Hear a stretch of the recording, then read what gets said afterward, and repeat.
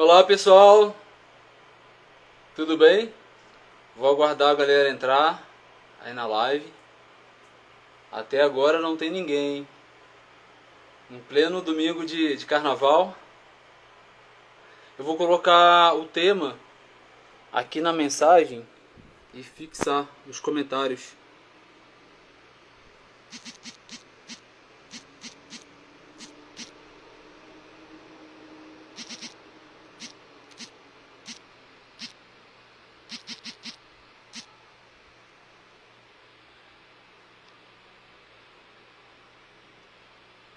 Oi Dionísio!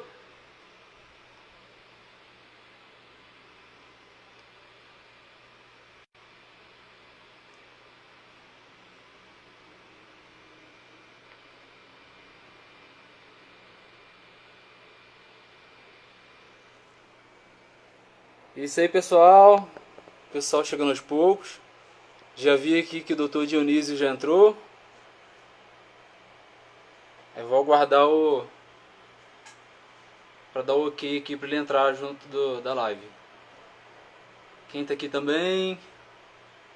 Cauã. Oi Cauã, tudo bem? Ao pessoal da DEPRA, gestão de resíduos. A gente sempre está interagindo. Só aguardando você, Dionísio.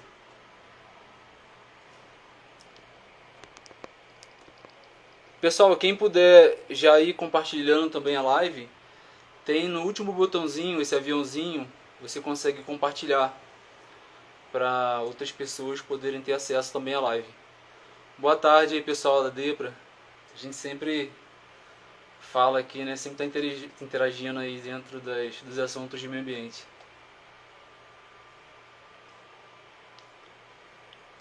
A conexão deve estar um pouquinho ruim lá pro Dionísio, que ainda não chegou aqui o ok dele.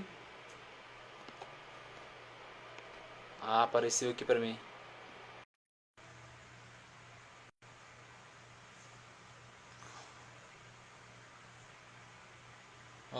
Uma galera.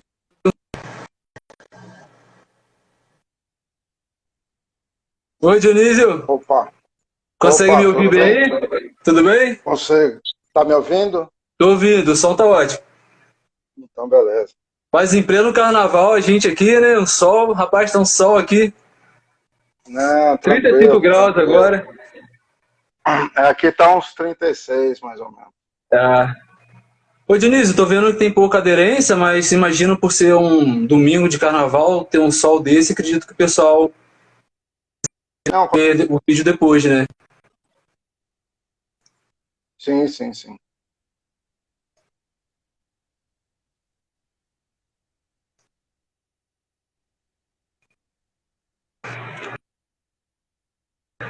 Tô, tô rezando aqui também para essa internet poder ajudar, que a gente está com um problema muito grande aqui de internet. Oi Cícero, boa Ah, tarde. tá. A gente está com um problema muito grande aqui de internet. Se Deus quiser, dá para poder a gente tentar fazer a live aí legal. Não, Se quiser tranquilo. começar ou se quiser compartilhar para algumas pessoas. Você é o dono da tela. Você Então a escolhe. gente. A gente pode iniciar. Se quiser apresentar sobre a galera tá começando, bacana. Oi André, tudo bem? Boa tarde. Se quiser já fazer uma apresentação sua, ô Dionísio, pode ficar à Não, não, vontade. tudo bem, sem problema. Então, bom, primeiramente agradecer o convite, né? A gente está iniciando aí um relacionamento se Deus quiser, de longa data.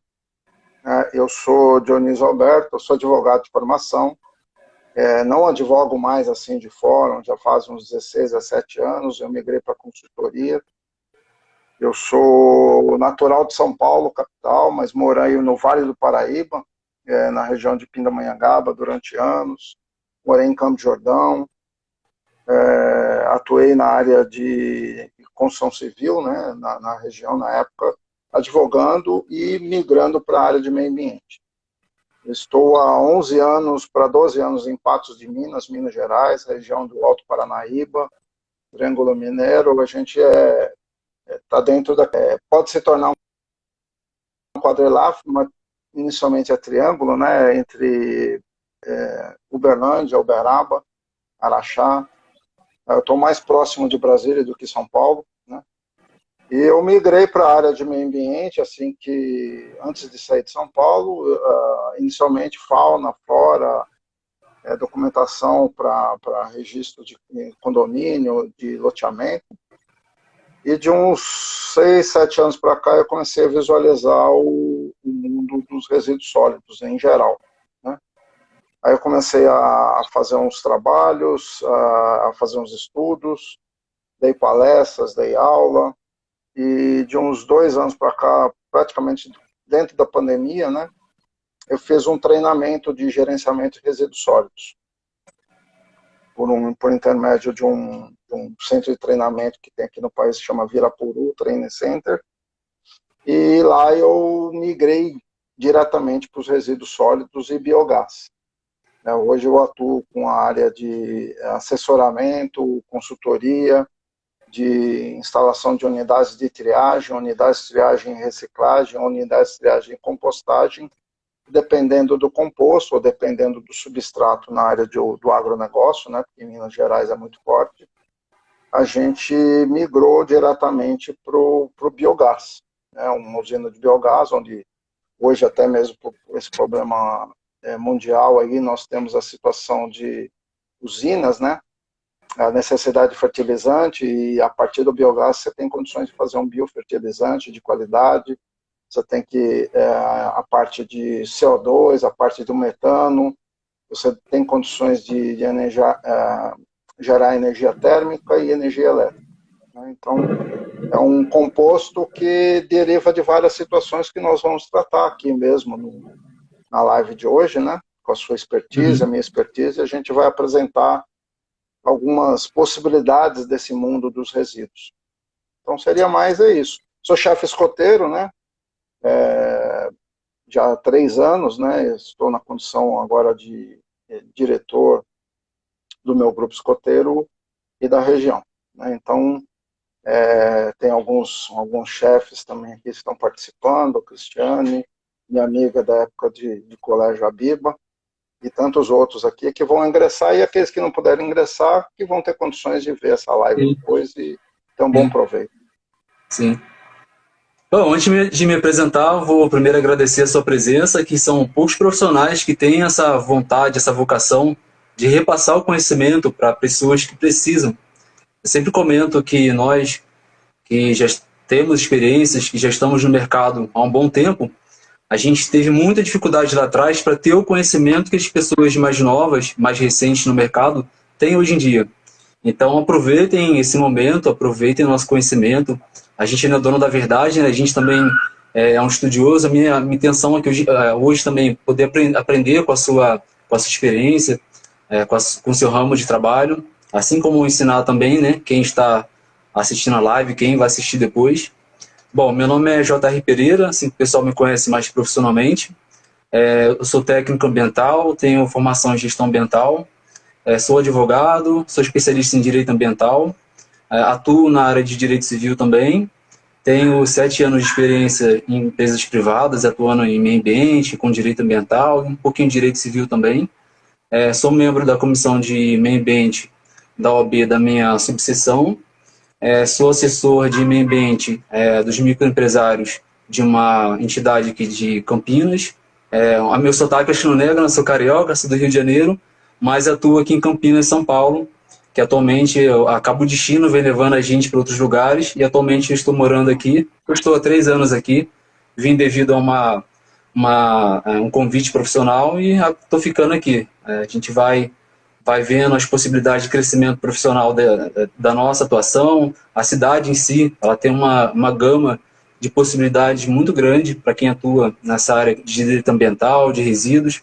Então, a minha vocação é ficar pela região de Campinas, região, e também atuando no Rio de Janeiro, da qual já tenho meus contatos profissionais, da onde eu nasci nessa área, né, de meio ambiente lá no Rio de Janeiro. Lá foi meu primeiro emprego na área ambiental, então ali fui crescendo e acabou com a questão da vida, me trouxe aqui para Campinas.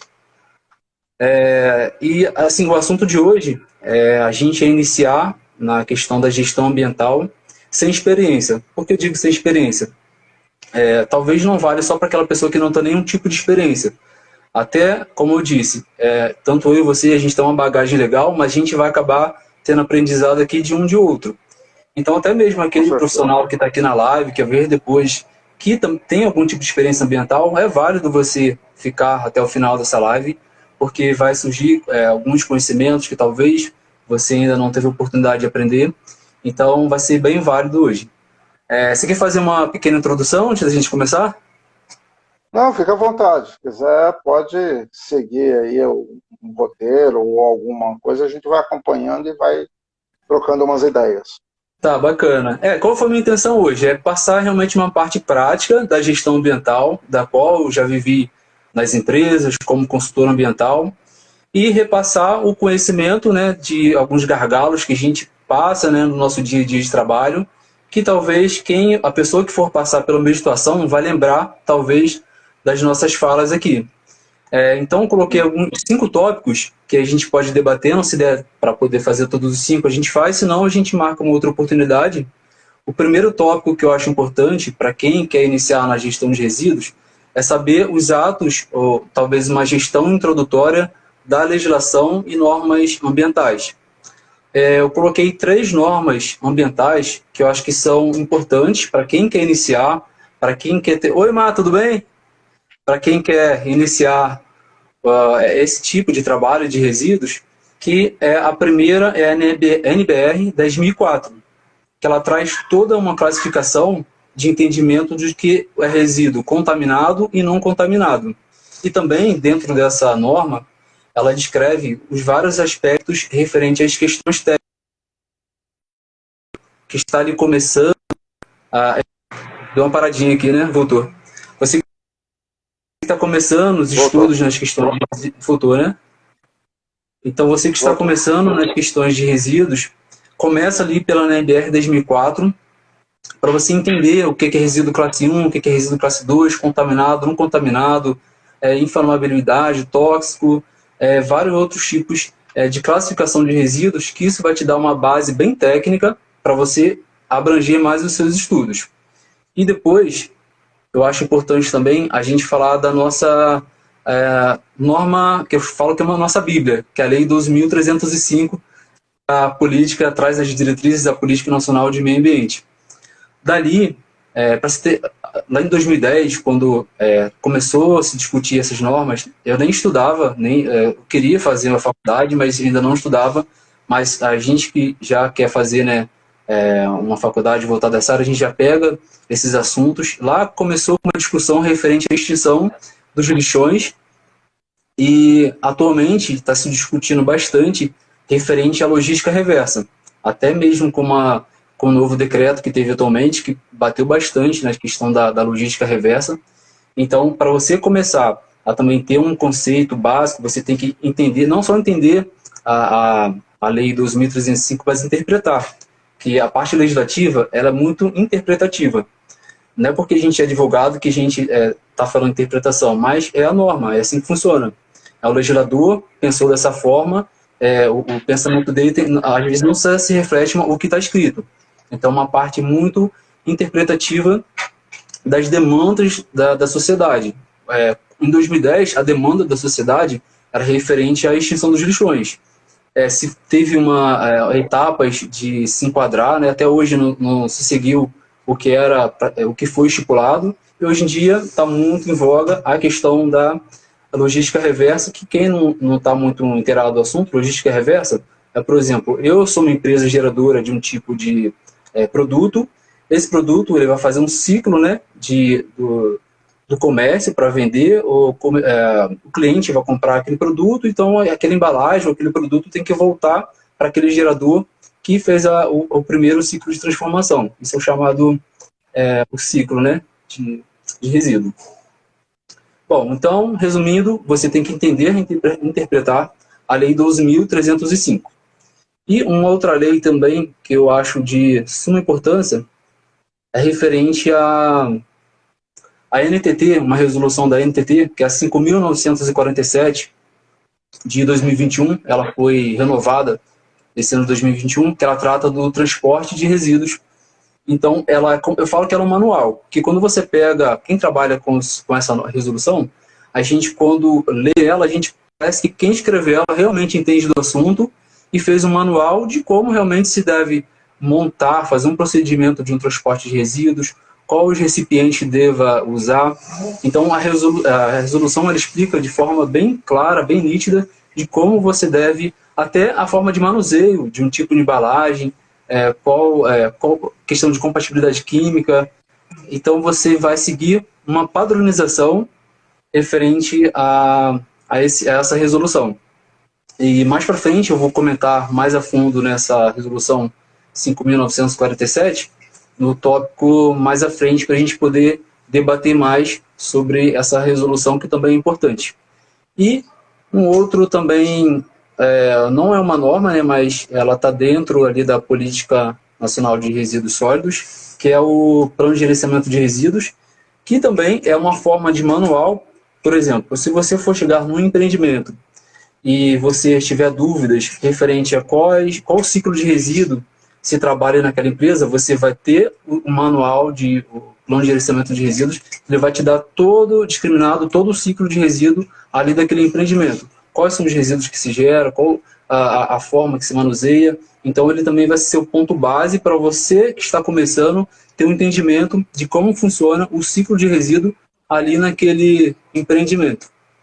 O Dionísio, aqui na parte das introduções às normas, eu já terminei. Se você quiser, pode complementar em cima do que eu já falei.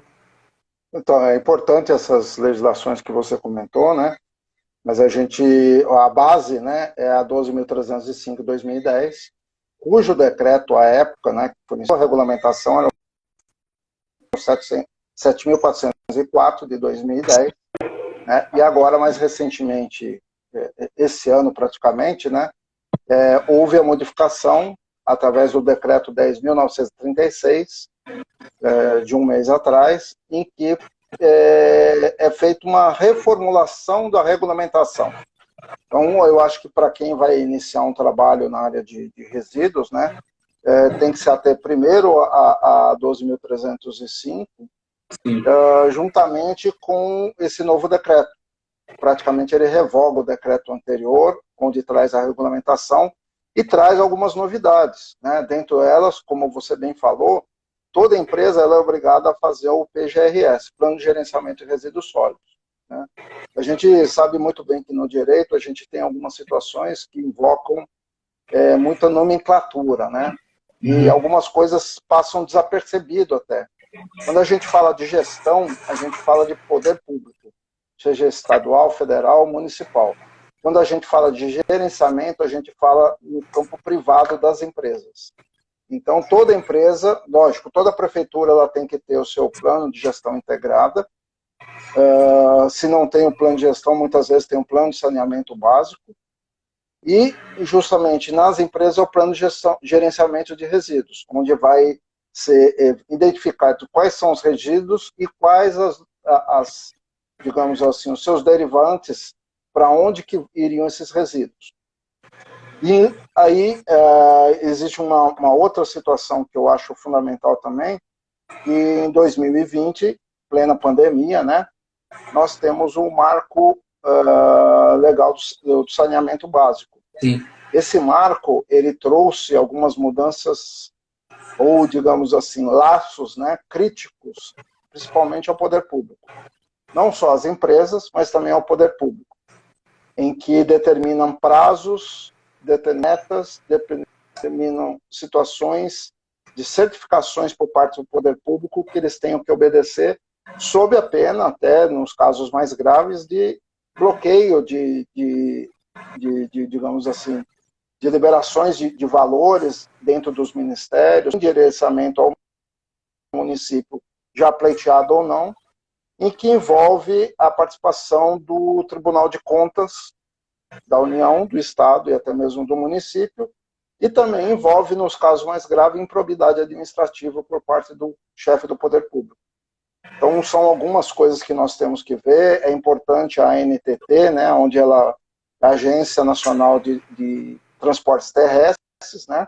É importante também observar quem vai lidar com resíduos, a MTR, né, o Manifesto de Transportes de Resíduos, mas também é importante para todas as entidades que vão atuar, sejam cooperativas, associações de catadores ou empresas na área de resíduos, elas também darem uma olhada no SINIR, o Sistema Nacional de Informações de Resíduos Sólidos. É por intermédio desse aglomerado de cadastros, MTR, o SINIR, a NTT, juntamente com as deliberações da 12.305, por intermédio do decreto 10.936, e o marco legal, que transformaram essa situação mais recente, de 1 para 2 anos para cá, algumas obrigatoriedades.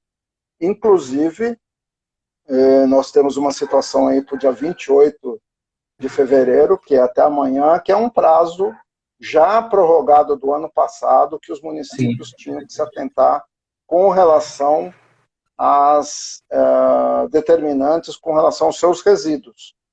Então, eu acredito que muitos municípios não vão cumprir, e aí começam a gerar uma série de situações.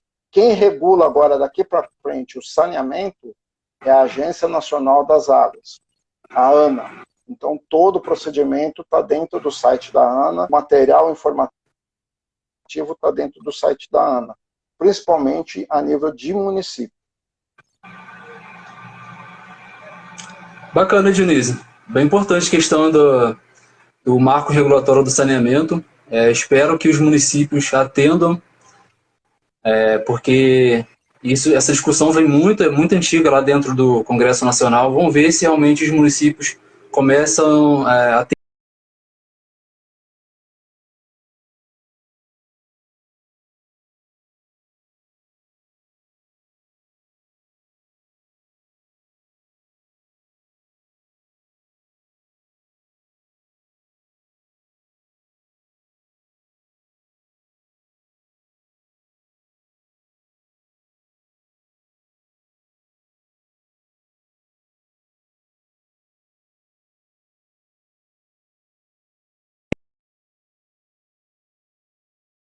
curiosidade. Ô Dionísio, minha internet deu uma caída por alguns segundos, eu não consegui te ouvir. Eu coloquei nos meus dados móveis, que eu acho que foi a minha.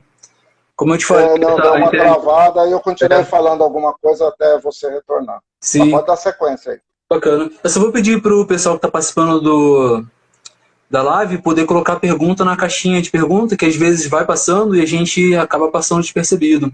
Aí você coloca tem uma interrogação, que é a caixinha de perguntas, que a gente consegue clicar ali e ver a pergunta de vocês. Tá bom? Bom, então vamos lá. Não sei se cortou a minha fala, que eu tinha comentado que o marco regulatório do saneamento ambiental. Espero que os municípios passem a atender. Aqui em Campinas, em São Paulo, eu sei que o Conselho de Meio Ambiente já está discutindo esse tema. Eu não faço parte, porque só tem uma cadeira referente à OAB, da qual é questão política, então tem indicações próprias deles. Eu estou lutando para poder entrar. Não sei, esse ano tem eleição, não sei quantas cadeiras vão ser. Então, meu objetivo é poder entrar para poder ser mais participativo, né? Usar meu conhecimento e aprender também. Então, vamos lá. Continuando no tópico 1, referente ao gerenciamento introdutório, vou falar de uma questão que acaba sendo, na prática, visualizei referente a um problema quando a gente faz a questão da MR, que é a Declaração de Movimentação de Resíduos. Ano passado, teve um problema muito grande de inconsistência de valores. Então, é importante você ter um controle um controle do que se gera e um controle do que se destina para você se respaldar de algum eventual questionamento do órgão fiscalizador. Então, você tem que ter o seu próprio controle de geração e o seu próprio controle de destinação de resíduos para poder depois comparar com o sistema online, né, que é dentro do SIGOR, SINIR ou outras plataformas referente ao Estado. Tem alguns estados que usam plataformas diferentes. Então, você tem que sempre ter o seu controle próprio. Como você vai controlar? Por exemplo, um ticket de pesagem. A sua prova que se gerou aquele resíduo e destinou o mesmo valor. Porque se você for deixar para o sistema do SINIR te dar as informações, você vai acabar perdendo as informações reais, e se o órgão fiscalizador te autuar, te questionar, você não vai ter como provar. Eu acabei vivendo isso ano passado na prática. Teve uma empresa que tem uma geração muito grande de resíduos, teve um problema de consistência de valores, então ela não estava batendo a entrada com a saída. Nossa, foi uma loucura. E eu tinha aquele prazo específico para poder entregar, não foi postergado, e não conseguiu comprovar que realmente a geração era real, né? Então você fica na mão de um sistema. Isso não é muito, não é muito certo. Outra questão que a gente pode falar aqui também, ainda continuando na gestão introdutória, é você entender quais os tipos de tratamento de resíduos que você está inserido. Por exemplo, uma empresa te contratar.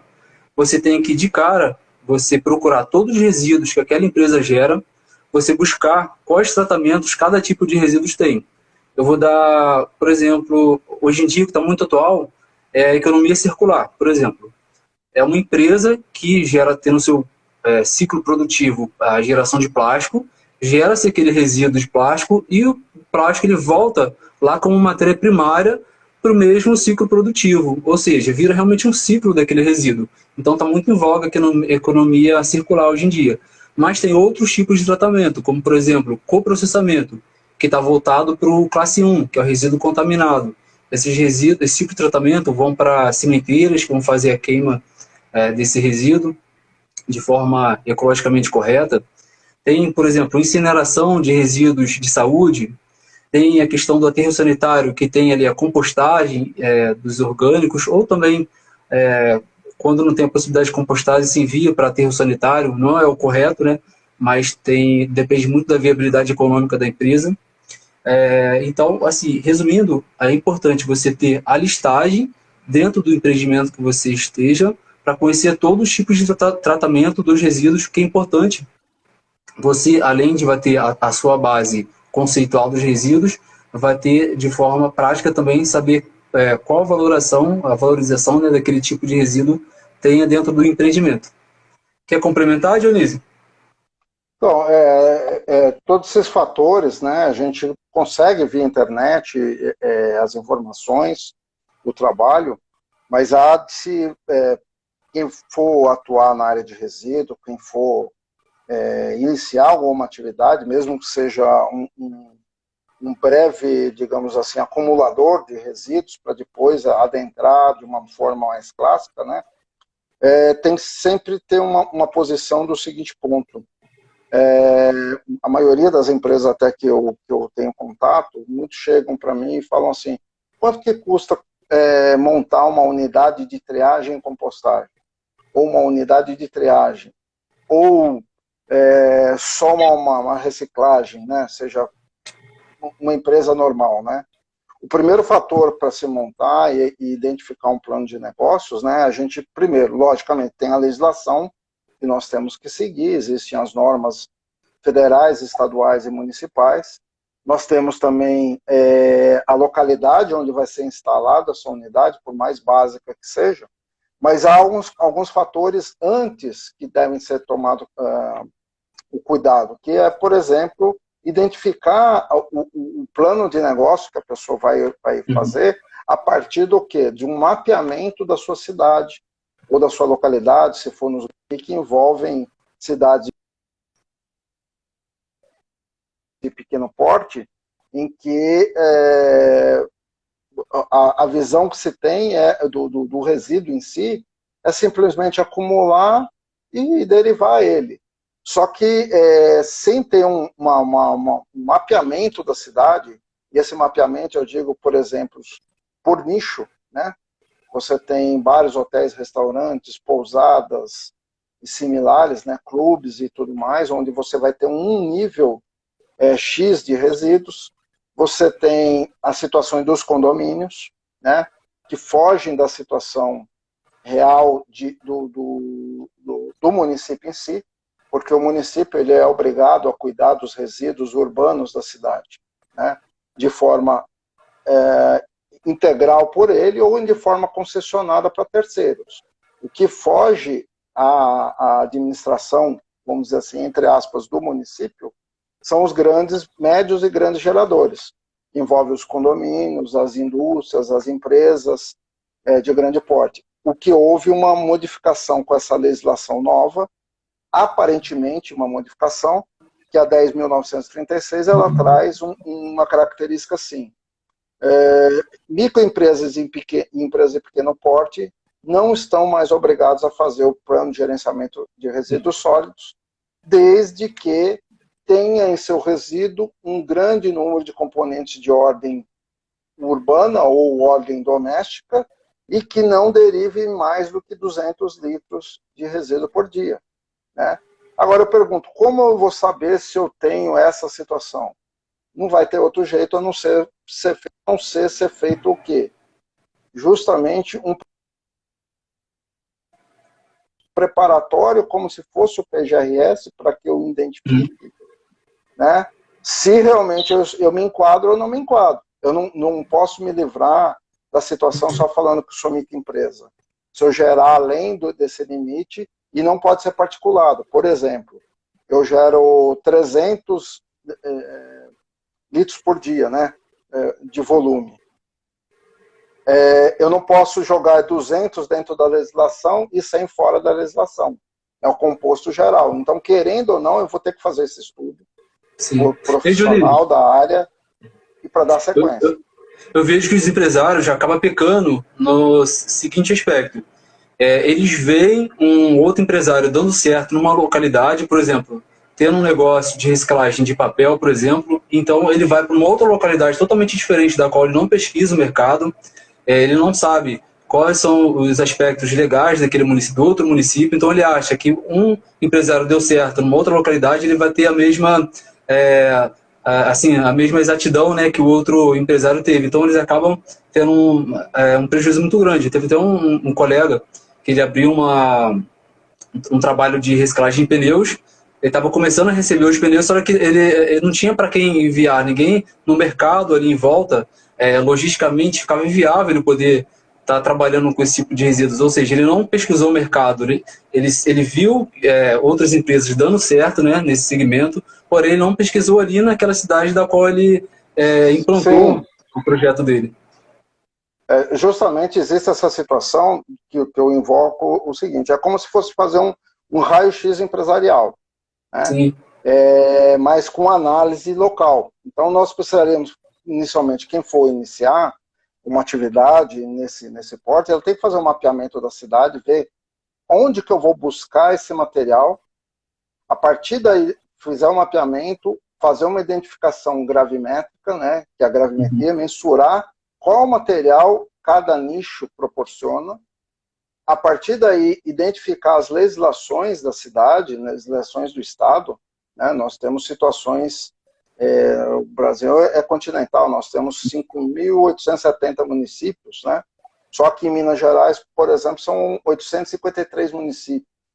Então é um volume gigantesco de municípios em que se tem de tudo, você tem do A até o D.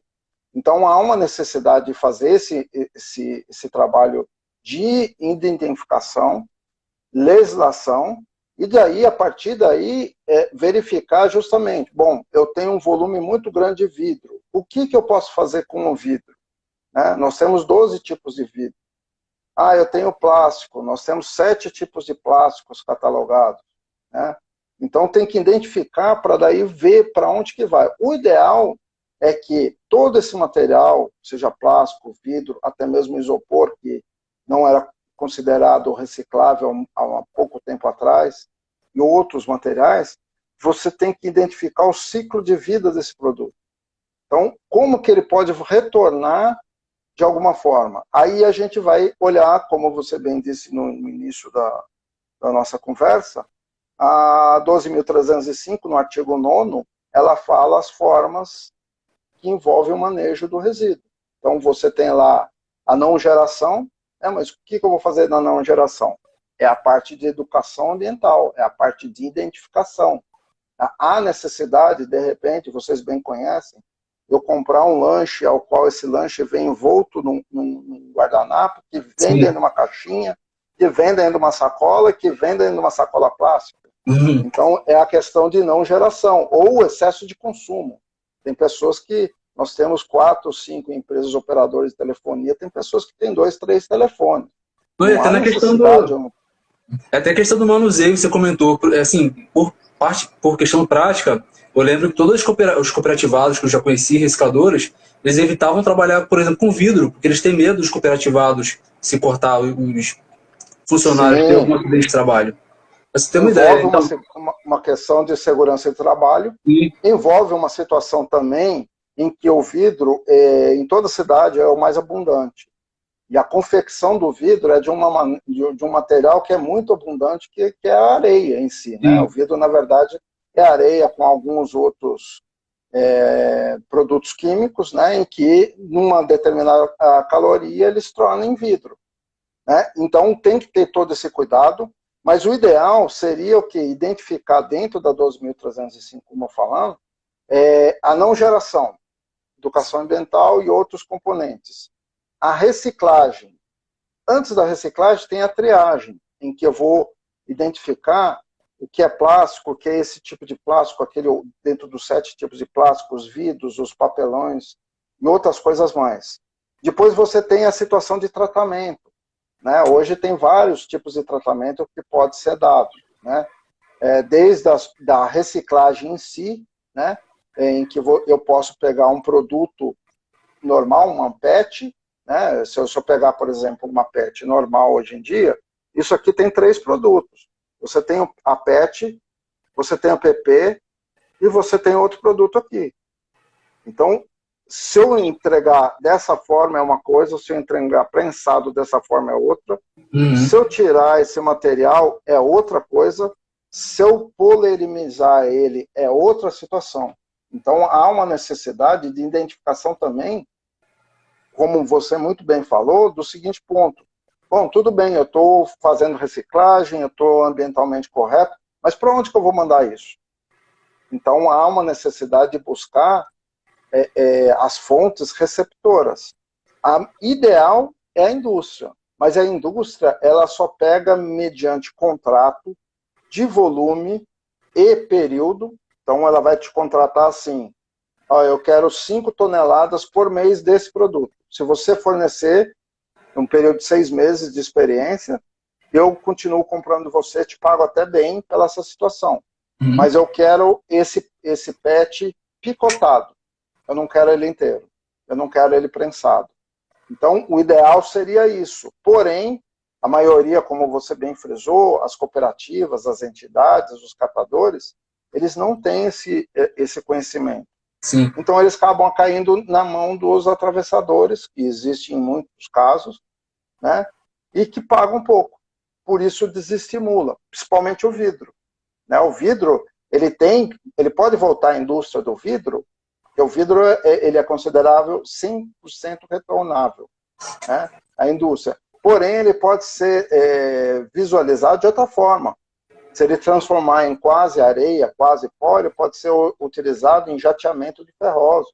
sim. Você pode fazer polímero dele e a partir desse polímero você derivar ele a uma situação do que as vias públicas têm as faixas reflexivas, que na verdade é o quê? É o polímero misturado à tinta amarela que Uhum. vai dar aquela reflexibilidade. E Então, aderência também, né?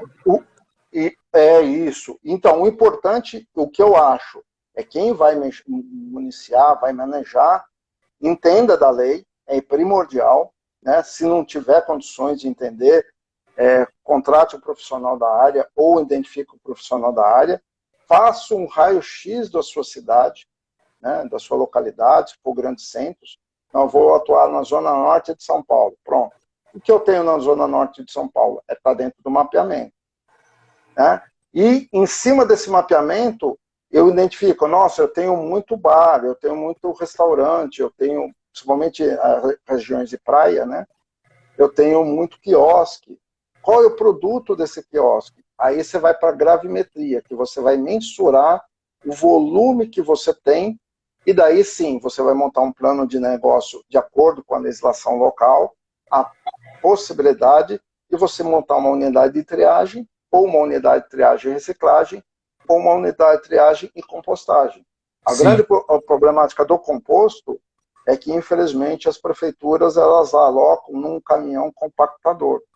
Então, ela põe todo o material, ela não faz a coleta seletiva, e quando faz, mesmo assim, elas colocam um compactador. Então, se de Grande repente problema eu hoje. tenho um trabalho feito com orgânico e eu tiver o mínimo, vasilha muito mínima, né, de óleo, eu acabei com aquele orgânico. E muitas pessoas acham também que o orgânico é o resto do churrasco. O churrasco não pode ser considerado orgânico. Ele tem uma fusão para outro sentido, mas não para fazer a compostagem em si. Falando em churrasco logo no domingo, né? À tarde, aí não dá, né? Sim, com certeza. Dionísio, eu posso passar para o tópico 2? Que a hora vai correndo, senão o assunto vai se estendendo, né? Pode, claro. O tópico 2 eu pensei em falar sobre os procedimentos de transporte. Então, lembra que eu tinha comentado que ia falar mais sobre a resolução 5.947 de 2021? Eu queria só fazer um Sim. resumo dessa resolução dos tópicos mais importantes que mais tem possibilidade de ter autuação do órgão fiscalizador. Por exemplo, o rótulo de resíduo, que é um tipo de etiqueta que fica fixado no recipiente de resíduo. Esse rótulo de resíduo ele tem várias características obrigatórias que tem que conter, por exemplo, o nome do gerador, do transportador, o número ONU, que é o número específico de resíduos, né, mundialmente, as características daqueles resíduos, telefone de emergência, ou seja, vários itens obrigatórios que tem que conter nesse chamado rótulo de resíduo. Uma outra questão também dentro dessa resolução, que são os recipientes, que tem que ser específico para aquele tipo de resíduo. Lembrando que na questão de resíduos, tem recipientes que geralmente são mais usuais, que são tambores, big bags, IBCs, bombonas, eles devem ser homologados pelo Inmetro, e dentro dessa resolução, a mesma fala, como se fosse um manual, da forma que você tem que fazer o acondicionamento no transporte. Uma outra questão também é referente à sinalização de risco, que são aquelas plaquinhas que ficam fixadas no transporte, que ali ela informa qual tipo de risco está dentro naquela carga. Por exemplo, inflamável, tóxico, corrosivo.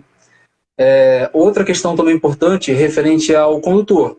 A CNH do condutor ela deve estar específica com o curso MOP, que é o curso de movimentação de produtos perigosos. Se não tiver com esse curso específico, o motorista ele não pode fazer o transporte de resíduos perigosos nem produtos químicos. E também, uma outra informação importante é o próprio veículo. Ele tem que ter uma vistoria, uma inspeção específica naquele resíduo também, que é mais rigorosa do que um veículo normal. E, por último, são os documentos de emissão de resíduos, que hoje em dia é o MTR. Já foi outras nomenclaturas atualmente, mas hoje o documento de expedição obrigatório é o MTR, que é o Manifesto de Transporte de Resíduos, que é um documento feito de forma online, no sistema geralmente do CINIR ou outras plataformas, realizado pelo gerador. Então, eu só fiz um resumo dessa resolução para ver como que ela é importante para você que quer entender da geração de resíduos. Porque numa geração de resíduos, eu vou dizer que quase 100% vai ter o transporte do resíduo, porque você não tem como gerar o resíduo e aquele resíduo ficar com um passivo acumulativo. Então você tem que entender muito bem essa resolução e como, eu até repito que é um manual, porque quem pegar essa resolução para ler, fica muito claro. Eu acho que a pessoa, eu gosto quando o legislador é um profissional técnico, que ele faz, porque o cara que já viveu isso é diferente, um profissional que já viveu isso é diferente do legislador que fica sentado lendo conceitos de fazer uma lei poder vigorar, né? Então, quando você pega essa resolução, você parece que verifica realmente que quem descreveu ela, quem criou essa resolução, foi um profissional totalmente capacitado. Quer complementar alguma coisa nesse sentido? Com certeza, essa visão, o empresário ou quem for lidar com a área, ela tem que ter. A gente aprende muito, não sei, no seu período, no meu período é bem lá atrás, né? Eu me formei em 1996, então lá atrás eu tive o presidente do Tribunal de Justiça de São Paulo, foi um dos meus professores, e ele falava que toda vez que você for analisar um trabalho, você tem que sempre analisar o lado objetivo e o lado subjetivo. O lado objetivo geralmente vai estar a parte mais formal, onde estão as leis, os papéis, os preenchimentos. Hoje em dia, muita coisa online, né? que facilita bastante, né, a visão, a identificação e os trabalhos, mas também você tem que analisar o lado subjetivo. Então, eu considero, do que você falou, não só nesse ponto atual agora, mas também toda aquela parte da NTT, da UMTR, do CINIR, né, é a base para você ter um entendimento e complementar com o quê? O mapeamento, com a gravimetria e a identificação da legislação local. Então, uma coisa não tem como você virar um acumulador e, não, agora eu acumulei o que a indústria me cobra, vamos dizer assim, para eu atender a indústria, mas eu vou ter que movimentar esse material. E esse movimento parte do gerador. Então, a partir do momento que eu recepcionei esse material, eu sou responsável, é a responsabilidade compartilhada, que envolve não só o fabricante, não só o vendedor, não só o consumidor, mas aquele que também faz o caminho inverso, sim, dentro do ciclo de vida do produto. Então, eu sou participante no seguinte ponto: depois que houve o consumo, eu vou recepcionar esse material, eu vou triar esse material, eu vou reciclar, entre aspas, né, fazer as destinações, mas eu preciso sempre dessa legislação que você acabou de falar. Porque senão eu não estou agindo, primeiro, de forma legal, né? Vai ser um quebra-galho que sempre ocorre, e quebra-galho não tem futuro. Quebra-galho não dá vazão de futuro, não dá crescimento, não dá certificações, não dá condições de ir, por exemplo, a um banco financiar um maquinário para aumentar a produção, e a um banco trazer, ou mesmo investidores, né, estrangeiros, nacionais, que queiram investir e falam, não, eu vou aportar um determinado valor na sua empresa de triagem, mas a empresa de triagem, para isso, ela tem que estar legalizada, ela tem que estar formatada, e ela tem que estar com toda essa visão que você acabou de trazer, né, nas normas, né, principalmente do transporte, né, afianada com o produto que você vai fazer. A partir daí você consegue derivar um bom trabalho, e aí é só crescimento. Não tem como se falar hoje na situação de resíduos, você ter uma retração, né? Nós tivemos a pandemia aí, e os resíduos aumentaram enormemente de 30%, 40%, 50%, dependendo do tipo de resíduo. Verdade. Você tocou muito na educação ambiental. Eu vejo que hoje em dia a educação ambiental se tem tornado um assunto muito em voga, né? Hoje em dia as discussões estão nos conselhos de meio ambiente, tanto os legisladores, as empresas também estão chegando forte nesse assunto da educação ambiental. Antigamente se focava muito na lei, né, na autuação. Hoje em dia está realmente tendo o inverso, né? Lá no começo da educação, onde se aprende a base. Eu também acredito nesse sentido. Posso olhar para o tópico 3? Você quer complementar mais alguma questão? Pode complementar. Pode dar sequência. Bacana. Então eu queria falar sobre a instrução de trabalho. Sem querer ser repetitivo, eu vou usar um exemplo da instrução de trabalho dentro mesmo da resolução 5.947.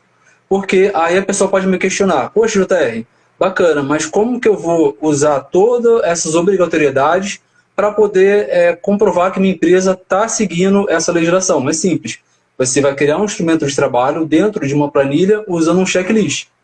Ou seja, toda vez que tiver uma carga de transporte de resíduos do gerador para o receptor, você vai incluir todos aqueles requisitos obrigatórios da resolução dentro de uma planilha de checklist, e você vai fazendo as marcações para te respaldar, você como consultor que está representando a sua empresa ou a empresa em si, para poder se respaldar de qualquer erro ou omissão do transportador ou receptor. Aí você, quando se faz esse final do checklist, você fica com uma cópia que você verificou todos os aspectos legais, que o caminhão, o motorista, né, a carga está tudo devidamente adequada dentro da resolução. Então você vai ter aquela prova de que você fez a sua parte como integrante do processo de transporte. Você, assim, eu dou até benefícios para poder você fazer esse tipo de situação, de instrumento de trabalho. Por exemplo, você minimiza a questão de não cumprimentos legais. Porque se você está colocando tudo de uma planilha, fica mais fácil você lembrar e ir marcando referente aos não cumprimentos legais. Outra questão também é o tempo que você acaba otimizando, porque toda vez que você padroniza um procedimento, padroniza uma norma, uns requisitos legais, você acaba ganhando tempo dentro do seu dia a dia de trabalho. E outra questão também que eu acho muito importante, que você acaba reduzindo a possibilidade de acidente de trabalho dentro das empresas.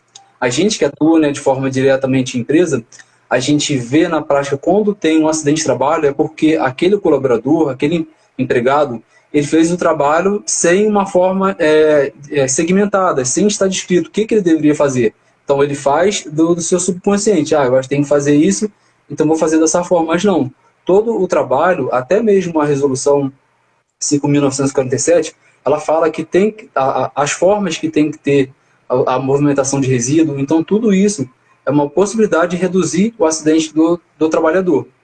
E também, por último, depois que você já ganhar um embasamento de experiência, uma outra possibilidade que eu vislumbro, que eu faço hoje em dia, é a venda de controles ambientais. Ou seja, você valorar ao seu portfólio ambiental a venda de controles que vai beneficiar os processos